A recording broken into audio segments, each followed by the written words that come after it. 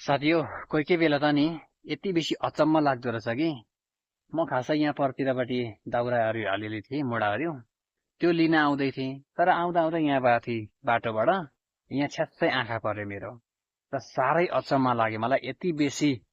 रहेछ कि तपाईँहरू पहिले आफै हेर्नुहोस् ल यहाँ हेर्नुहोस् त यो खोर्सानी फलेको चाहिँ हेर्नुहोस् न यति बेसी फलेको रहेछ यो हुन चाहिँ पुरानो बोट हो पोहोरको बोट हो यो चाहिँ हेर्नुहोस् न अब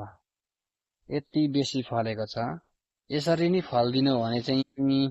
धेरै खेती गर्नु पनि पर्दैन है साथीहरू यहाँ हेर्नुहोस् त अब यतापट्टि यहाँ फुलिरहेको छ उतापट्टि चिच्चिलै चिच्चिला यहाँ हेर्नुहोस् न आँख्लै पछि चिचिला छ यहाँ तल हेर्नुहोस् न भाइ अब यसरी नै फल्दिनु भन्दा धेरै चिज चाहिँदैन नि त होइन धेरै जग्गा पनि चाहिँदैन कम्ती जग्गामा यसरी फल्दियो भने त हुन चाहिँ यहाँ दुईटा बोट छ यो एउटा बोट छ यो एउटा बोट छ यो दुईटा बोटमा चाहिँ यहाँ हेर्नुहोस् त अब कति बेसी फलेको यसरी नै फल्दिनु भन्दा एउटै गरेर काफी हो नि त ल है साथीहरू के कस्तो लाग्यो भिडियो एकदम लाइक कमेन्ट सेयर गर्न चाहिँ नबिर्सिनु होला है त थ्याङ्क यू